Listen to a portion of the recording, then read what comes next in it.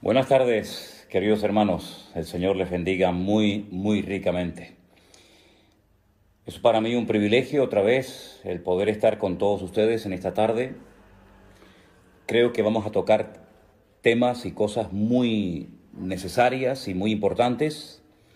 Y le he pedido al Señor, como sé que muchos de ustedes también lo están haciendo, que sea la Biblia, solamente la palabra de Dios, la que aclare las dudas, la que traiga luz y la que nos guíe en todo momento en la tarde de hoy. Estoy plenamente convencido que la Biblia es lo único que puede curar la peor o una de las peores enfermedades, que es la ignorancia. No hay nada peor que ser un cristiano, que ser un creyente ignorante. Y lamentablemente, con todos mis respetos, tengo que decir que en cuanto a la Escritura hay mucha ignorancia, mucha, diríamos, comprensión, pero muy defectuosa. Ideas muy extrañas, muy raras. Interpretaciones demasiado particulares y personalistas.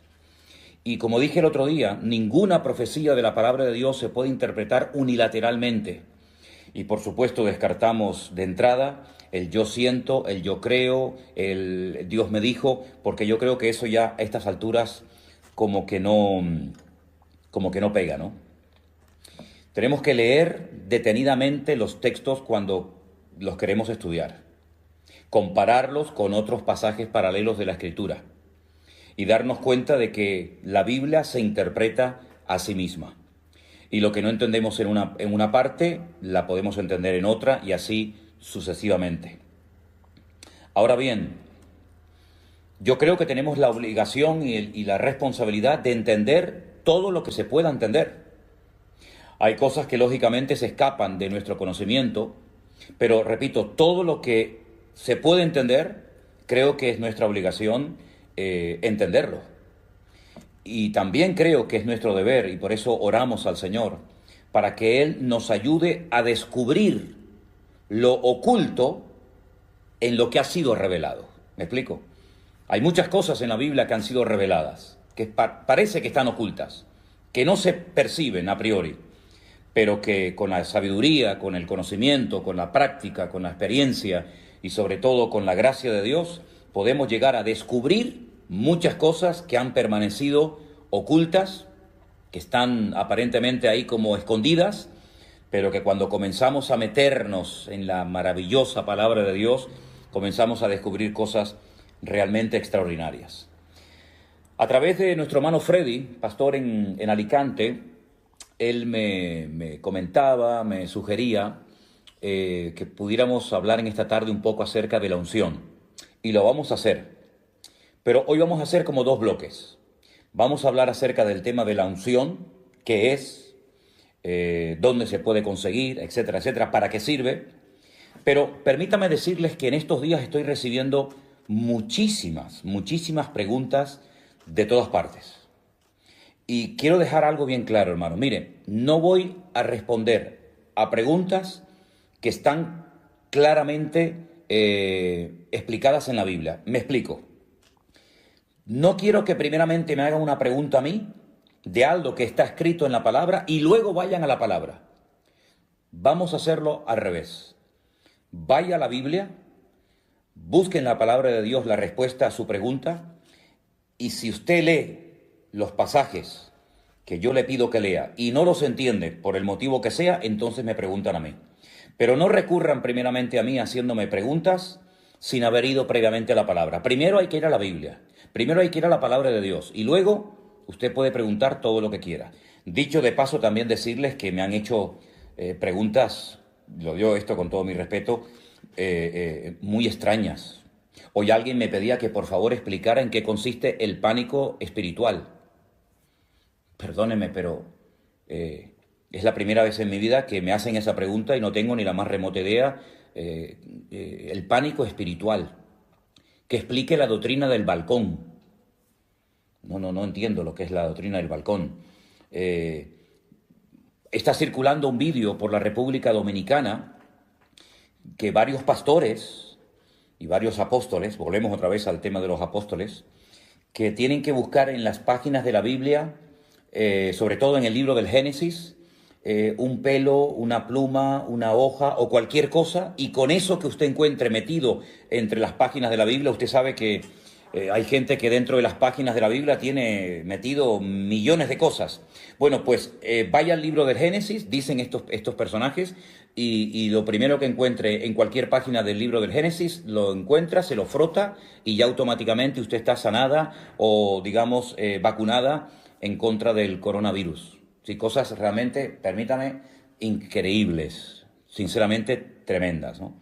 Pero bueno, vamos a ir en serio ahora, vamos a ver. Yo quiero tener un primer bloque, una primera parte para estudiar o para por lo menos comentar lo que nos explica el profeta Ezequiel en dos capítulos de su libro. Concretamente el capítulo 38 y el capítulo 39 del libro de Ezequiel. Mucha gente me ha preguntado por estos personajes, por estas naciones que aquí se mencionan. Por ejemplo, en el capítulo 38 del libro de Ezequiel, en el versículo 5 y 6, se menciona a Persia, a Cus, a Fut, a Gomer, a Togarma, y algunos me preguntan, esas naciones que se mencionan aquí, esos países o esas ciudades, hoy en día, ¿a qué países corresponden? Bueno, vamos a empezar respondiendo a esta pregunta. Antiguamente, al actual país de Irán se le conocía como Persia. Usted sabe que los persas, junto con los medos, formaron un imperio que fueron el que derrotaron al imperio de los babilónicos, el rey Nabucodonosor. Los persas en la actualidad son los iraníes y los kurdos, que no tienen tierra, serían los medos, ¿vale? Así que ya tenemos explicada quién es Persia. Cus es Etiopía. Recuerden ustedes los cusitas. ¿Se acuerdan ustedes que había un problema porque Moisés estaba casado con una mujer cusita, con una mujer de color? Era de Etiopía. También se menciona a Fut. Fut en la Biblia es el país de Libia, ese país que está desarmado desde que murió Gaddafi. Es un país que está en constante guerra civil, pelean todos contra todos, pues Fut es Libia. Gomer, en el versículo 6, Gomer y todas sus tropas son exrepúblicas soviéticas. Y Togarma es la parte sur de Rusia. Ahora, cada vez, y si no al tiempo, y lo veréis, cada vez se va a ir hablando más de Rusia, de China, de algunos países árabes y también, como no, de Europa. En las profecías de la Biblia, las que aparecen en el libro de Ezequiel, en el libro de Daniel y otros libros, yo por lo menos no veo por ninguna parte a Estados Unidos.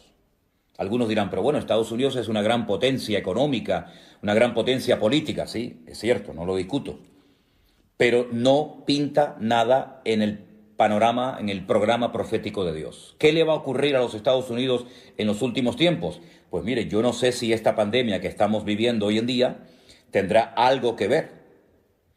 Lo que se dice es que en Estados Unidos pueden llegar a haber millones de muertos. Y esto va a afectar mucho, sin lugar a dudas, la economía y la estabilidad norteamericana. Y con todo mi respeto, sé que hay muchos hermanos que me escuchan y me ven desde los Estados Unidos, y quiero decir esto con todo respeto. Para muchas personas, Estados Unidos siempre ha sido como una especie de paraíso terrenal, ¿verdad? Los países más cercanos a Estados Unidos, países centroamericanos, países latinoamericanos, siempre o muchas veces el sueño de muchos era poder ir a los Estados Unidos y conseguir un buen trabajo y poder empezar una nueva vida. Y no hay nada malo en eso, ¿ok? De hecho, los fundadores, los padres de Norteamérica vinieron de Europa porque buscaban una vida nueva, ¿verdad? Pero lo que no podemos caer es en el error de creer que Estados Unidos es como una especie de gran papá, una especie de Dios, y de esa manera ya todas nuestras necesidades materiales y espirituales están cubiertas. El famoso sueño americano, ¿verdad? Bueno, gloria a Dios por los Estados Unidos, gloria a Dios por todos los miles de misioneros que han mandado por toda la faz de la tierra. Gloria a Dios por los millones de dólares que han salido de las arcas de las iglesias y de los bolsillos de muchísimos hermanos y ministerios norteamericanos. Pero Estados Unidos, espiritualmente hablando, está en una crisis tremenda. Y los hermanos que viven en Estados Unidos lo pueden confirmar. Estados Unidos hace mucho, mucho tiempo que tiene que volver en genuino arrepentimiento al Señor. Y pienso que a lo mejor este presidente que tienen en la actualidad, Donald Trump, puede ser tal vez la última oportunidad que tengan los norteamericanos antes de entrar en un trato muy severo de parte del Señor, para que vuelvan otra vez a la senda antigua, para que vuelvan otra vez al origen, para que vuelvan otra vez a la fuente de la vida, que es nuestro Señor Jesucristo. Entonces, el Estados Unidos no aparece en el programa profético de Dios, pero Rusia sí, y China también, y los países árabes también, y Europa también. Y por eso cada vez vamos a oír más de Rusia. Cada vez los chinos, por un motivo o por otro, cada vez se va a hablar más de ellos. Y de Europa, la pobre Europa, la pobre víctima que no sabe dónde meterse, no sabe hacia qué lado inclinarse. Esa Europa que tiene nombre de mitología griega, que todavía no sabe cuál es su identidad, si tiene que abrirse a todas las religiones, si tiene que volver al cristianismo, si tiene que ponerse del lado de unos países o ponerse al lado de otros países. Bueno, pues en esos 4 grupos, ahí se mueve prácticamente todo lo que va a ser el futuro. Y lógicamente, no podía ser de otra manera, Israel, ¿verdad? Entonces, repito, Rusia, China, Europa y algunos países árabes, cada vez se va a hablar más de ellos. No me malinterpreten con lo que voy a decir a continuación. Aunque es una realidad este tema famoso del coronavirus, y aunque es un hecho de que hay miles de personas que están muriendo en todas partes del mundo por este tema, que esto no sea algo que nuble nuestra visión espiritual, por favor. Que esto no nos despiste, porque hay profecías que para que se cumplan tienen que darse situaciones muy, muy parecidas a las que estamos viviendo en este tiempo. Digamos que este sería el caldo de cultivo o el inicio, el comienzo de un proceso que ya no va a dar marcha atrás. Es una especie como de cuenta regresiva. Y esta pandemia va a traer muertes, esta pandemia va a traer crisis económica, esta pandemia, este virus va a traer paro, va a traer un desequilibrio en las naciones, y este va a ser el caldo de cultivo para que muchas naciones, para que muchas superpotencias, Rusia, China, etcétera, pues intenten posicionarse y repartirse luego el pastel, porque esto va a terminar, evidentemente. Esto del coronavirus no va a ser para siempre, no va a ser algo eterno, pero este es el preludio, este es el prefacio, esta es la introducción a algo que viene de una forma terrible, y Rusia va a comenzar a posicionarse en la geopolítica mundial, y los chinos también, etcétera, etcétera. Es interesante notar que mientras ahora toda Europa o muchas partes del mundo están asustadas y están buscando mascarillas y respiradores por todas partes del mundo, ahora es China la que ofrece ayuda, la que manda médicos a Italia, la que manda aviones por aquí, la que manda aviones por allá, y también Rusia también está ahora como una especie de Papá Noel, una especie de niño bueno repartiendo ayuda por todas partes del mundo. Ojo, porque todo esto es el principio de dolores. Y hay un nombre en la Biblia, en el libro de Ezequiel, capítulo 38 y 39, que es el nombre God. God. God es un nombre simbólico. No es el nombre de una persona, pero en cierto sentido podríamos decir que ese inicuo, ese hijo de pecado, ese cuerno pequeño del cual nos habla Daniel, o ese anticristo del cual nos habla el apóstol Juan, es este personaje llamado God. Ahora, si os dais cuenta, hay un rey en la historia de Israel cuyo nombre empieza por la misma letra que por la que termina. ¿Saben cuál es, verdad? ¿Cuál es el rey de Israel que empieza por la misma letra su nombre y termina, que empieza por una letra y termina por la misma letra? El rey David. David en hebreo son 3 letras, Dalet, Vat, Dalet. Y ahí hay un mensaje, ahí hay algo muy importante. Es decir, no es una persona, digamos, fluctuante, que es una cosa ahora y una cosa más tarde. Fíjense qué nombre le da la Biblia a este perverso, a este inicuo, a este hombre de pecado, a este hijo de perdición, como lo denomina Pablo en una de sus cartas a la iglesia de Tesalónica. A este personaje se le conoce en el Antiguo Testamento como God. Y los judíos en Israel, en el judaísmo, se conoce a God como un hombre malo, al que nosotros denominaríamos o llamamos el anticristo. Y fíjense que su nombre empieza por la letra Gimel, la G en español, y termina por la misma letra, God, G-O-G. Es como una especie de imitación de todo lo que Dios, de todo lo que el Señor ha estado haciendo a lo largo de la historia. Es la última oportunidad que Satanás tendrá para poder alcanzar sus objetivos. Ahora, Satanás, por primera vez en toda la historia de la humanidad, va a ir en contra de su esencia. Porque el Señor Jesucristo dijo que Satanás es un ladrón que viene a hurtar, a matar y a destruir. Pero por primera vez en la historia, un instrumento tremendamente usado por Satanás, como va a ser este God o este anticristo, va a ofrecer algo que Satanás no puede ofrecer porque va en contra de su esencia. ¿Y saben lo que es? Paz y seguridad. Satanás, desde el día que se rebeló contra su creador, no ha tenido ni un día de paz. Es un ser atormentado, es un ser amargado, es un ser errante, no tiene amigos, no tiene familia, no tiene nada a lo que agarrarse.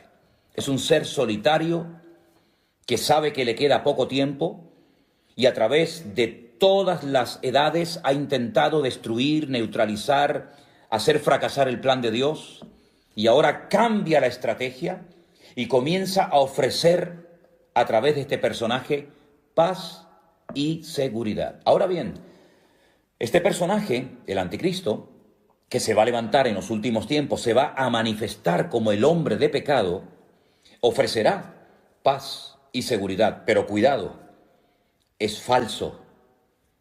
Da una imagen totalmente diferente a lo que realmente es. Lo pueden ver en el libro de Apocalipsis. Su apariencia es una cosa, pero cuando habla es otra. Entonces es muy importante ver los animales de los cuales se habla en el libro de Daniel, y nos dice la Biblia que es como un león, que es como un oso, que es como un leopardo. Es una mezcla de esos imperios que nos han precedido en el pasado, pero lo que va a hacer a los 3 años y medio de su reinado, de su gobierno, va a ser una traición. Se va a volver en contra del pueblo de Israel. Pero aquí también Dios sigue dominando y controlando el orden mundial. Porque, dicho sea de paso, si os dais cuenta, cada vez esta expresión que acabo de mencionar, cada vez se está oyendo más en la televisión, en las radios. El nuevo orden mundial, el nuevo orden mundial. Todo va a cambiar. La geopolítica, la economía, etcétera. Bueno, pues esto del nuevo orden mundial no es nuevo, por lo menos para nosotros los estudiantes de la Biblia, los que creemos en el Señor. ¿Por qué? Porque evidentemente viene un nuevo orden mundial. Das en cuenta que ya, por ejemplo, uno de los grandes de Europa ya se fue. Esto era impensable hace unos años, que los ingleses decidieran marcharse de Europa, pero ya es un hecho. El famoso Brexit ha hecho que Inglaterra saliera de Europa. Ya es uno menos. Hay una serie de países en este momento en Europa que no están dispuestos a echar una mano, a ser solidarios, por ejemplo, con Italia, por ejemplo, con nosotros los españoles, por ejemplo, con Francia. Hay una tirantez, hay una división interna en la Unión Europea, que de unión no tiene nada. Y por otra parte, están ahí como esperando la oportunidad los árabes. Los árabes que van a jugar un papel fundamental en los últimos tiempos, porque los árabes tienen algo que el mundo necesita, pero se está tratando de desarrollar nuevas tecnologías, se está tratando de evitar que se dependa 100% del petróleo de los países árabes. Y ahora, por ejemplo, Estados Unidos está pensando en venderle de su petróleo al mundo. Y por otra parte tenemos a Rusia desde hace años con tecnología curiosamente alemana y norteamericana, parece mentira, tratando de hacer un oleoducto para suministrar gas a toda Europa y para que no dependamos del gas, por ejemplo, de Marruecos o de otros países. Es decir, que todo esto del coronavirus es un hecho, es una realidad, no cabe la menor duda. Pero también no nos olvidemos, hermanos, siervos de Dios, Iglesia de Jesucristo, no nos olvidemos que detrás de esta cortina de humo, detrás de este hecho del coronavirus, se están dando movimientos entre bambalinas que van a cambiar el rumbo de la historia de la humanidad, pero no les quepa a ustedes la menor duda. En los capítulos 38 y 39 del libro de Ezequiel se mencionan a Mesec y a Tubal. Sería muy bueno que ustedes anotaran esta cita, Génesis capítulo 10.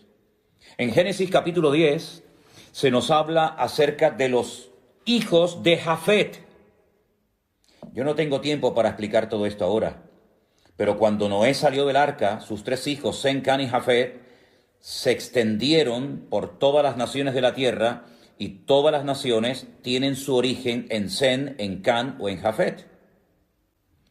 Y hijos de Jafet fueron Mesec y Tubal, es decir, que Mesec y Tubal fueron nietos nada más y nada menos que de Noé. Y estos hijos de Jafet, estos nietos de Noé, sería muy interesante que ustedes vieran dónde se ubicaron, dónde comenzaron a reproducirse, qué países del mundo comenzaron a poblar, de tal manera que de esas regiones en los últimos tiempos se levantarán ejércitos tremendamente poderosos y armados hasta los dientes y que van a ser llevados, escuche bien esto, van a ser llevados por Dios hasta Israel para que allí conozcan el poder de Dios. Es decir, Dios nunca ha perdido el control de las naciones, ni del mundo. Dios es soberano. Y Dios sabe cuándo y cómo y dónde mover a los líderes, a las naciones, a los ejércitos, etcétera, etcétera. Y es Dios el que lleva a Gog hasta la tierra de Israel y dice que allí es donde muere. Permítame leerles Ezequiel capítulo 39, versículo 11, para los que tienen su Biblia abierta. En aquel tiempo yo daré a Gog lugar para sepultura, allí, en Israel. Allí es donde será enterrado Gog, en el valle de los que pasan al oriente, al mar, y dice que en aquel lugar enterrarán a Gog y a toda la multitud que viene con él. Y aquel lugar será llamado el valle de la multitud de Gog. Es muy interesante que aún esta batalla, esta famosa batalla de Armagedón, aún no se ha llevado a cabo, y ya el Señor nos dice de antemano a través del profeta Ezequiel dónde va a ser enterrado Gog. Una vez hablando con unos rabinos en Jerusalén salió este tema, el tema de Gog, de Magog, de Mesec, de Tubal, porque Magog es la tierra, ¿vale? Magog es la tierra sobre la cual reina Gog, ¿bien? Y Mesec y Tubal son, digamos, regiones satélites, antiguas hijas de la Unión Soviética, que se volverán a unir en los últimos tiempos y, capitaneados por Rusia y por otros ejércitos, atacarán al pueblo de Israel desde el norte, dice la Biblia. El peor enemigo de Israel está en el norte. Cojan un mapa cuando puedan y tracen una línea recta desde Jerusalén hacia arriba y van a llegar derecho a Moscú. en línea recta, sin desviarse ni a derecha ni a izquierda, de Jerusalén hacia arriba, cruzan todo lo que son los altos del Golán, atraviesan Siria, pasan por Turquía y a continuación arriba, directamente, justo al norte, Moscú, la capital de Rusia. Entonces, lo que quería decirles es que el pueblo de Israel sabe perfectamente estas profecías. Muchos las conocen y saben perfectamente que del norte viene una invasión tremenda, tremenda. Ahora, como les decía, hablando una vez con estos rabinos, y salió el tema de God y cómo iba a ser enterrado y todo esto, me dieron una explicación, una respuesta interesante. No digo que sea exactamente así, pero yo os la voy a compartir porque sé que a muchos de ustedes les interesa este tema. ¿Se acuerdan ustedes cuando Noé salió del arca? Dice que al poco tiempo Noé apareció totalmente desnudo, borracho en la puerta de su tienda. Recuerden los 3 nombres de los hijos de Noé: Sem, Cam y Jafet. Dice la Biblia que Cam se burló de su padre. Parece ser que hubo sus más y sus menos. Y cuando Noé despierta, maldice a la descendencia de Cam. Maldice a Canaán, que aún no había nacido. Los cananeos son descendientes de Cam. Y eran naciones, eran pueblos que estaban totalmente bajo la maldición de Noé.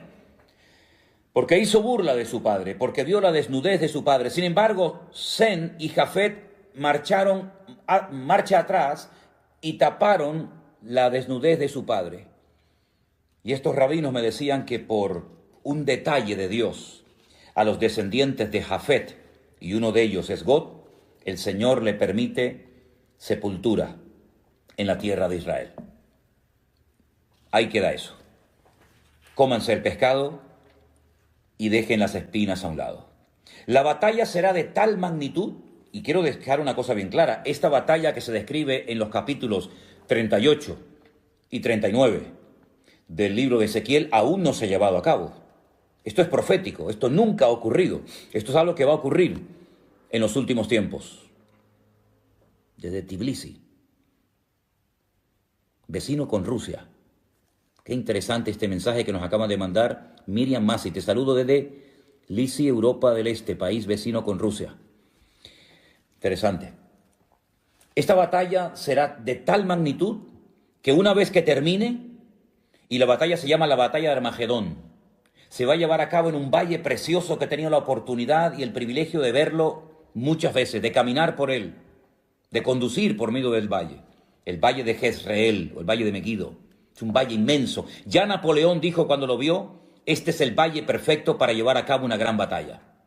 Bueno, pues en ese valle se va a llevar a cabo una batalla tremenda que va a llegar hasta el Monte de los Olivos en Jerusalén, donde muere el anticristo y muchas de sus tropas.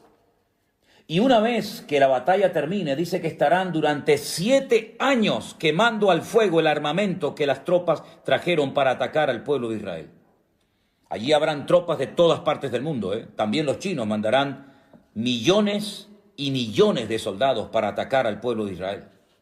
Porque al final todas las naciones del mundo quieren conquistar Jerusalén y la quieren para ellos. Y la Biblia nos enseña que en ese valle de Armagedón la batalla será tan espectacular. Dice la Biblia que lloverá lluvia impetuosa, piedras de granizo, fuego y azufre. Apocalipsis dice que serán del peso de un talento, 45 kilos. Probablemente está haciendo referencias a bombas, vete tú a saber. Y la Biblia nos enseña que durante 7 años después de la batalla de Armagedón estarán quemando el armamento de todas aquellas personas que vinieron a pelear contra Israel. 7 años. Pero en el versículo 12 dice, y la casa de Israel los estará enterrando por 7 meses para limpiar la tierra. Fíjense la cantidad de millones de personas que mueren, que estarán 7 meses enterrando muertos. ¿Se acuerdan ustedes esas imágenes terribles que están en blanco y negro, que nos recuerdan la liberación de los campos de concentración de Europa por las fuerzas aliadas? Cómo se veían unos bulldozers, cómo se veían unos tractores enormes arrastrando multitudes y multitudes de cadáveres para echarlos en fosas comunes. Miles y miles de judíos que fueron enterrados como si fueran animales, sin ningún respeto, sin ningún honor, que fueron enterrados multitudes. Pues durante 7 meses, y la Biblia no miente, la Biblia dice la verdad, durante 7 meses estarán enterrando los cadáveres de los soldados que fueron a pelear contra el pueblo de Israel. Porque en esa batalla todas las naciones de la tierra sabrán que el Dios Todopoderoso es el Dios de Abraham, el Dios de Isaac y el Dios de Jacob. Los enterrarán todo el pueblo de la tierra y será para ellos célebre ese día. Tomarán hombres a jornal, versículo 14, para que vayan por todo el país para enterrar a los que queden sobre la faz de la tierra, para limpiarla, y al fin de 7 meses se hará el reconocimiento. Pasarán los que irán por el país, y el que vea huesos de algún hombre pondrá junto a ellos una señal para que entierren los sepultureros en el valle de Amón-Gad. Esta sería una tercera guerra mundial terrible, brutal. Y les digo algo más. Estamos viendo cómo todas las naciones de la tierra están siendo afectadas, están siendo atacadas por un enemigo invisible, por un pequeño virus que mata. Pues miren lo que dice el capítulo 14 del profeta Isaías. Capítulo 14 del profeta Isaías. Dice, esta será la plaga. Qué curioso, ¿eh? Estamos en medio de una plaga. Pero es que hay otra plaga en el futuro, diferente a la que estamos viviendo ahora. Y esto es simplemente, como dije el otro día, un pequeño botón de muestra, un anticipo, un prefacio de lo que viene. Esta será la plaga con la que Dios herirá a todos los pueblos, habla en plural, que pelearon contra Jerusalén.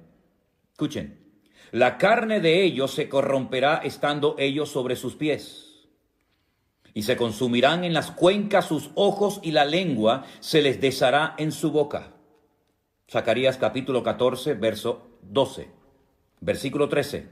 Y acontecerá en aquel día que habrá entre ellos gran pánico enviado por el Señor. Trabará cada uno de la mano a su compañero y levantará su mano contra la mano de su compañero. Se matarán entre ellos, van a pelear contra Jerusalén, van a querer destruir a Israel y al final se terminan matando y peleando entre ellos. Y no es la primera vez que esto pasa, porque en el Antiguo Testamento, en la Tanaj, sabéis perfectamente que esto ya pasó en otras ocasiones. Todos los que sobrevivan de las naciones tendrán que venir a Jerusalén cada año para adorar al Rey, al Señor de los ejércitos, y a celebrar la fiesta de los tabernáculos. Pero fíjense cómo esta plaga afectará tanto a bestias como a seres humanos, y morirán millones y millones de personas. 7 meses enterrando cadáveres, 7 meses enterrando muertos. Todo esto lo pueden leer ustedes en Zacarías capítulo 14, en Ezequiel capítulo 38 y capítulo 39. Pero para terminar este bloque, permítame llevarles al libro del Apocalipsis, último libro de la Biblia, al capítulo 20. Ha habido una gran batalla, la batalla de Armagedón, una batalla donde han muerto millones de seres humanos. El Señor viene, establece su reino en Jerusalén por 1000 años, y después de los 1000 años, Satanás, que ha estado durante todo este tiempo atado, privado de libertad, sin poder hacer absolutamente nada, pues dice en el capítulo 20, que habla acerca del tema del milenio, en el versículo 7, cuando los 1000 años se cumplan, Satanás será suelto de su prisión y saldrá a engañar a las naciones que están en los 4 ángulos de la tierra. Y otra vez menciona a Gog, a Magog, a fin de reunirlos para la batalla, el número de los cuales es como la arena del mar. Es decir, no han aprendido la lección. El hombre no termina de aprender del pasado, vuelve siempre a cometer los mismos errores. Han visto una batalla tremenda donde han muerto millones y millones de seres humanos, donde han estado 7 años quemando al fuego el armamento, donde han estado meses enterrando cadáveres, donde la sangre dice que ha llegado hasta la altura de los frenos de los caballos, por poner un ejemplo. Terrible. Ríos de sangre. Es como un lagar donde Dios derrama su ira contra las naciones que vienen a atacar a Israel. Comienza el milenio, está el Señor Jesucristo, subimos a Jerusalén a adorarle, estamos allí con Él, vemos su gloria, vemos su imperio, vemos su dominio y su autoridad, sueltan al diablo y vuelven otra vez a juntarse las naciones para atacar otra vez al campamento de Dios. El hombre no termina de aprender. Aprenderán las naciones, aprenderán estos políticos que tenemos, las lecciones que nos está dando la historia, el mensaje que le está transmitiendo Dios a la humanidad a través de esta pandemia.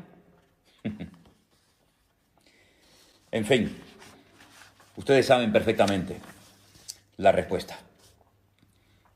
Pasamos a otro tema. La unción. ¿Qué es la unción? La Biblia nos enseña que los reyes, antes de poder gobernar, tenían que ser ungidos, ¿verdad? Vemos, por ejemplo, por poner un ejemplo, vemos a Samuel yendo a Belén de Judea, a la casa de un tal Isaí, para ungir con un aceite especial, el aceite de la unción, como se dice en Éxodo 25:6. Voy a dar una serie de versículos, los que están tomando nota, este es el primero, Éxodo 25:6. El aceite de la unción se preparaba con unas especies muy especiales. El aceite de la unción no se podía utilizar para otras cosas más que para ungir, ¿vale? Y allí en el libro de Éxodo, capítulo 25:6, se habla del aceite de la unción, y también en el libro de Levítico se nos dice un poco de su elaboración, de cómo se preparaba. Vemos en el libro de los Salmos, yo voy a dar el versículo y no puedo leer todos los textos porque si no esto sería interminable.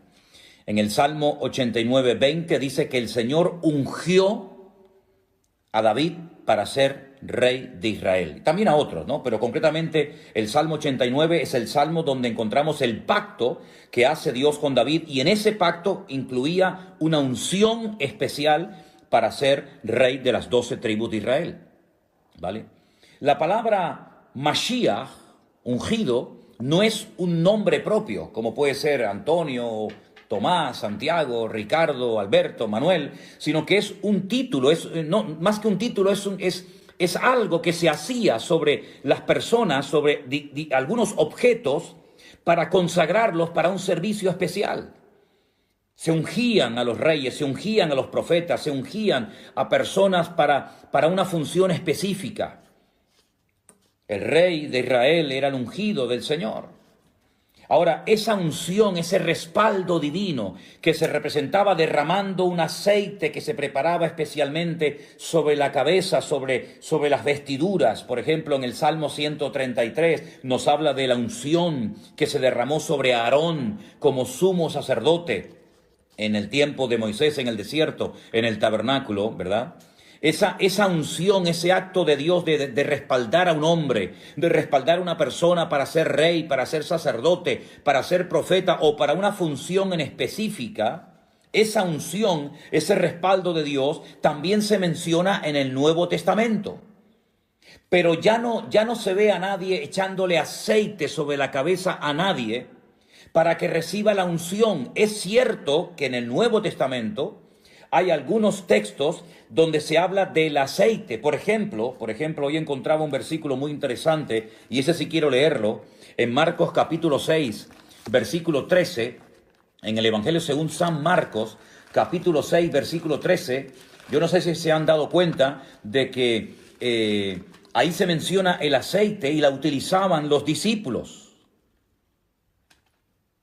Dice que echaban fuera demonios los discípulos, y ungían, derramaban aceite a muchos enfermos y los sanaban.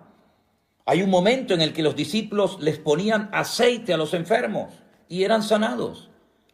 Y Santiago en su epístola nos dice que está alguno enfermo, llame a los ancianos de la iglesia para que vayan, lo unjan con aceite, y verdad. Entonces vemos que es algo también del Nuevo Testamento, pero no se utiliza en el Nuevo Testamento el aceite para ungir a un pastor, o para ungir a un diácono, o para ungir a una persona para que haga una función específica en el cuerpo de Cristo, es decir, en la iglesia. No, eso no se ve en el Nuevo Testamento. Ahora, sin embargo, el Señor Jesucristo dice en el Evangelio según San Lucas que Él fue ungido para dar buenas nuevas a los pobres. ¿Quién ungió? ¿Quién ungió al Hijo de Dios, al Señor Jesucristo, para el ministerio espectacular que tuvo durante su existencia? Hay dos versículos muy interesantes que me gustaría que leyéramos. Uno se encuentra en Hechos capítulo 4, versículo 27. Hechos capítulo 4, versículo 27, nos dice lo siguiente acerca de la unción. Dice, porque verdaderamente se unieron en esta ciudad contra tu santo Hijo Jesús, a quien ungiste, Herodes y Poncio Pilato, con los gentiles y con el pueblo de Israel. Es decir, Pedro hablando, dando una explicación coherente a los que allí estaban pidiéndole explicaciones acerca de cosas que estaban sucediendo en aquellos tiempos en la iglesia primitiva, dice que Dios ungió a nuestro Señor Jesucristo. También en el mismo libro, pero en el capítulo 10, Hechos capítulo 10, versículo 38, dice, y cómo Dios ungió con el Espíritu Santo y con poder a Jesús de Nazaret, y cómo éste anduvo haciendo bienes y sanando a todos los oprimidos por el diablo, porque Dios estaba con él. Otra vez encontramos en el capítulo 10 del libro de los Hechos una explicación muy interesante dada por el apóstol Pedro. Y él dice que Dios ungió con el Espíritu Santo al Señor Jesucristo para poder desarrollar y para poder cumplir con la misión que el Padre le había encomendado. La Biblia, cuando habla del Señor Jesucristo, habla de su ungido. Salmo capítulo 2, versículo 2. La Biblia dice en Lucas 4:10, el mismo Señor Jesucristo leyendo en la sinagoga, dice que Dios lo ungió para dar libertad a los cautivos, para dar vista a los ciegos. Hemos visto en Hechos 4:27, en Hechos 10:38, cómo el Señor Jesucristo fue ungido. Bueno, recuerden ustedes, mis queridos hermanos, que el día que Juan el Bautista bautizaba al Señor Jesucristo en el río Jordán, dice la Biblia que el Espíritu de Dios descendió sobre él en forma corporal como de paloma. Y se oyó una voz del cielo. Y el Padre dijo, este es mi Hijo amado, en el cual tengo complacencia. Por lo tanto, el mismísimo Señor Jesucristo fue ungido con el Espíritu Santo para poder desarrollar una función, un ministerio realmente extraordinario. Ahora bien, hoy en día, sobre todo en ciertos y determinados círculos evangélicos, vuelvo otra vez a decir lo mismo, es que conozco muy bien ese terreno, conozco muy bien ese ambiente, porque me crié y estuve muchos años en él, y sé que el tema de la unción es un tema que se ha sacado totalmente de contexto. Y entonces incluso he estado en culto donde se le echaba litros, botellas de aceite sobre la cabeza a la gente para que recibieran la unción de Dios. Eso no se ha visto en ninguna parte de la iglesia primitiva. Eso no se ve en ninguna parte del Nuevo Testamento. Pero sin embargo, en algunas iglesias evangélicas se ha visto y se utiliza muchísimo, no el uso del aceite para orar por enfermos, lo cual es bíblico. No digo que siempre haya que hacerlo, pero si se hace, no es ningún pecado. No estamos quebrantando ninguna norma bíblica, no es nada de superstición, ni es nada extraño. Se puede ungir con aceite a un enfermo. No hay ningún problema en hacerlo, es bíblico. Hay un texto de la Biblia que lo respalda. Luego, hay que decir amén, aunque tal vez no te guste, no lo hayas hecho nunca, pero hay algo que la Biblia dice acerca de la unción sobre los enfermos. Pero en ningún momento encontramos en la Biblia a pastores, a apóstoles, a discípulos echando botellas y botellas, litros y litros de jarra y de aceite sobre la gente para que reciban la unción. Eso no es bíblico, eso no es correcto, eso no es de Dios. Eso es un disparate, eso es un invento de los hombres y la gente en su ignorancia, que es una de las peores enfermedades que tiene la iglesia, lamentablemente. Y espero que se vaya sanando la iglesia con el bálsamo de la palabra de Dios, con el conocimiento de Dios. Espero que nos demos cuenta de que yo no tengo que ir a un altar para que un ungido me unja con aceite para recibir la unción del Espíritu Santo. Eso es un disparate. La unción no la da un hombre. La unción, el respaldo, lo da el Señor. Lo que pasa es que hay algunas personas que, como no tienen el respaldo de Dios, tienen que buscar el respaldo y la unción del hombre. Pero dice la Biblia, y vamos a leerlo, en 2 Corintios capítulo 1, versículo 21, repito, 2 Corintios capítulo 1, versículo 21, algo muy interesante referente a esto que estamos hablando en esta tarde. Dice, Él es el que nos confirma con vosotros en Cristo, y el que nos ungió es Dios. Eso lo dice la Biblia. Todas las Biblias del mundo dice que quien nos ungió es Dios. 2 Corintios, capítulo 1, versículo 21. ¿Qué les parece? La Biblia dice que nosotros tenemos, ya es un hecho, es una realidad. Tenemos la unción de Dios en nuestra vida. Y como siempre digo, vamos a la Biblia. Vamos a la palabra. Primera de Juan, capítulo 2, versículo 20. Y dice así la palabra del Señor. Pero vosotros tenéis la unción del Santo. Vosotros tenéis la unción del Santo. Más adelante en el versículo 27 dice, pero la unción que vosotros recibisteis de Él, permanece en vosotros, y no tenéis necesidad de que nadie os enseñe, así como la unción misma os enseña todas las cosas. Y es verdadera y no es mentira. Así que, queridos hermanos y amigos, la unción de Dios se manifiesta de muchas formas. Evidentemente, no todo el mundo ha recibido la misma capacidad. Cambiemos, si quieren, la palabra unción por la palabra capacidad y así nos entendemos todo mejor, ¿les parece? Dios ha capacitado a unos para la enseñanza. Dios ha capacitado a otros para el evangelismo. Dios ha capacitado y ungido a unos para la música, a otros para cualquier otro ministerio. Pero todo creyente tiene el Espíritu Santo en su corazón. Ahora, yo sé que en algunos círculos evangélicos y sobre todo en algunas denominaciones, incluso en la denominación en la que yo me convertí, y lo voy a decir, las Asambleas de Dios. En las Asambleas de Dios se nos enseñaba que el que no hablaba en lenguas no tenía el Espíritu Santo con él. Claro, yo me crié en esa denominación, yo me convertí en una iglesia de las Asambleas de Dios y se nos enseñaba hasta la saciedad que los pentecostales tenían el Espíritu Santo y los que no eran pentecostales, es decir, los que no habían hablado en lenguas, no tenían el Espíritu Santo. Y lo creíamos, porque así nos lo decían. Y nosotros teníamos el Evangelio completo, el Evangelio completo. Los demás tenían un Evangelio por incompleto.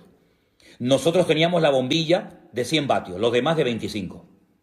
Y crecimos con esa idea falsa, con ese orgullo denominacional que no es de Dios. Y cuando uno comienza a escudriñar las Escrituras, encuentra versículos como ese que dice, todos fuisteis bautizados en un cuerpo. Dios nos ha bautizado a todos. Todo creyente tiene al Padre, al Hijo y al Espíritu Santo. ¿O solamente es patrimonio de las iglesias pentecostales? Todos los que hablan en lenguas realmente son lenguas de Dios o a veces son lenguas inventadas, porque de esto habría que hablar largo y tendido, Otro día, si quieren, hablamos de esto. Todos los que hablan en lenguas verdaderamente reciben esa unción de lo alto, sus vidas son transformadas y todos hemos sido bautizados en un cuerpo. La experiencia de hablar en lenguas, si quieren, otro día hablamos de eso. Pero no es bíblico decir que solamente los que han hablado en lenguas tienen el Espíritu Santo. Eso es un disparate, eso es antibíblico. Y algún día muchos que han enseñado durante años eso tendrán que pedir perdón. Porque a la luz de las Sagradas Escrituras han enseñado algo que no es cierto, algo que no es verdad. Todos nuestros hermanos, aunque nunca hayan hablado y aunque nunca hablen en lenguas en su vida, todos los cristianos tenemos el Espíritu Santo en nuestros corazones. Bueno, no puedo leer, como pueden comprender, todos los saludos y las preguntas y las cosas que me hacen, porque estoy con un móvil, tiene una pantalla muy pequeñita y es prácticamente imposible leer todo esto. Pero permítame darles un versículo que después quiero que lo lean, si pueden, en sus casas. Isaías 45:1. Isaías 45:1. Miren, un hombre que no era cristiano, que no fue bautizado en agua, que no era pentecostal, que nunca leyó el Nuevo Testamento, que no dio diezmos ni ofrendas, un hombre que yo sepa que no habló ni en lenguas, ni interpretó, ni nada que ver, el Señor lo llama mi ungido. Estoy hablando de Ciro, un hombre que Dios capacitó, un hombre que Dios ungió para que fuera un instrumento tremendamente poderoso en las manos del Señor, para que trajera bendición al pueblo de Israel. Mi ungido, al que yo he capacitado, al que yo he dotado, al que yo he escogido, al que yo he apartado, para que sea mi ungido. También hay en la Biblia, en el libro de los Salmos, un versículo muy bonito, Salmo 105, versículo 15, Salmo 105, versículo 15, donde habla de mis ungidos. Y ahí entramos todos los creyentes. Ahí entra todo el pueblo de Dios. Somos los ungidos del Señor. Los Meshijí, somos los ungidos. También la Biblia nos habla de dos ungidos, que en Zacarías 4, versículo 14, son lo que en Apocalipsis se les llama los dos testigos, pero que Zacarías lo llama los dos ungidos. Hay un libro de un pastor español donde él dice el nombre de estos dos ungidos. Ha tenido una revelación sobrenatural. Nadie sabe, ni siquiera los autores de la Biblia, ni Juan, ni Pablo, ni Santiago, ni Tomás, nadie sabe en la Biblia quiénes eran, cómo se llamaban estos dos ungidos, pero en ese libro que yo tengo en mi casa, dice, los dos ungidos son fulanito y menganito. Punto. Interesante, ¿no? Por supuesto. Bueno, y también quiero leerles un versículo muy bonito del Evangelio de Lucas, capítulo 2, el versículo 26, donde hay unas palabras muy bonitas para que veáis una vez más cómo el ungido por antonomasia, el ungido de Dios, en singular, fue sin lugar a dudas el Señor Jesucristo.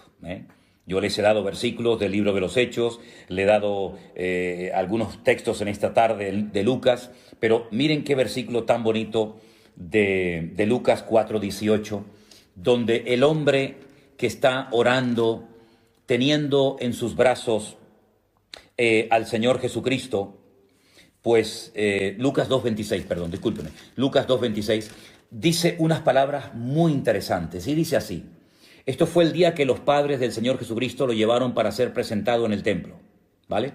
Y entonces dice en el versículo 26, le había sido revelado por el Espíritu Santo a este hombre, a Simeón, le había sido revelado por el Espíritu Santo que estaba sobre él, que no vería la muerte antes que viese al ungido del Señor. ¿Y quién es el ungido del Señor? El Señor Jesucristo, que en ese momento era un niño. Pero entonces él dice, Cuando los padres del niño lo trajeron al templo para hacer por él conforme al rito de la ley, él lo tomó en brazos y bendijo a Dios, dijo, ahora Señor, despides a tu siervo en paz conforme a tu palabra, porque han visto mis ojos tu salvación. El Señor le había revelado a Simeón que él vería al ungido, al escogido de Dios, al Mesías, Mashiach. Por eso él se llama Yeshua HaMashiach. Mashiach no es un nombre, es la capacitación sobrenatural de Dios para poder ejercer la función a la cual Dios nos ha llamado. Pero todo creyente tiene la unción de Dios. Eso lo dice la Biblia. Todo creyente tiene la unción del Santo. Todo creyente tiene al Espíritu Santo morando en su corazón. Así que vamos a ponernos ya los pantalones largos, vamos a dejar de ser niños fluctuantes y niños ignorantes y vamos a dejar de ir a un lugar para que me unjan y vamos a dejar de pasar al frente en la plataforma para que el pastor me ponga las manos y me transmita su unción. Pero ¿en qué país vivimos? Vamos a ser serios, vamos a ser ya maduros. Una vez fui a una congregación, bueno, en varias ocasiones me ha pasado, pero recuerdo una aquí en Tenerife, un día, en una reunión se me acercaba un hombre y no hacía más que acercarse a mí y me le quedé mirando y le dije, ¿qué le pasa? ¿Usted qué quiere? Y me dice, es que yo quiero que me traspases tu unción. ¿Qué cosa es esa? Claro, es que se van al Antiguo Testamento y ven cómo Eliseo le pidió al profeta Elías la doble unción que vino sobre él. Sí, pero no fue porque tocó un botón. Lean todo el proceso, lean sobre todo los lugares a los que llevó el profeta Elías a Eliseo antes de recibir la unción. Y le dijo, lo que estás pidiendo es algo muy difícil de conseguir. Porque es una unción, es una capacitación sobrenatural para un tipo de ministerio profético que él sabía que había recibido. Y este es su sucesor, su siervo durante años, muy interesante, siervo de Elías, antes de ser siervo de Dios, tuvo que ir a Betel. ¿Qué aprendió? ¿Qué vio en Betel, hermanos? Tuvo que ir a Gilgal. ¿Por qué lo llevó a Gilgal? Tuvo que ir a Jericó, tuvo que ir a varios lugares y después de ver todos esos lugares fue cuando recibió el manto de la unción. Pero eso de que ahora va a venir el ungido a ver si nos pone el manto, eso lo he visto yo en congresos. Eso se ha promocionado mucho en congresos, por lo menos en España, yo no sé en otros países, pero en España yo he ido a congresos porque como fulanito de tal tenía una unción espectacular, que yo no digo que no la tuviera, pues vamos a que nos traspase el manto de la unción. Eso suena muy bonito, pero eso, discúlpeme, no funciona así. Eso no funciona así. Más oración, más búsqueda de Dios,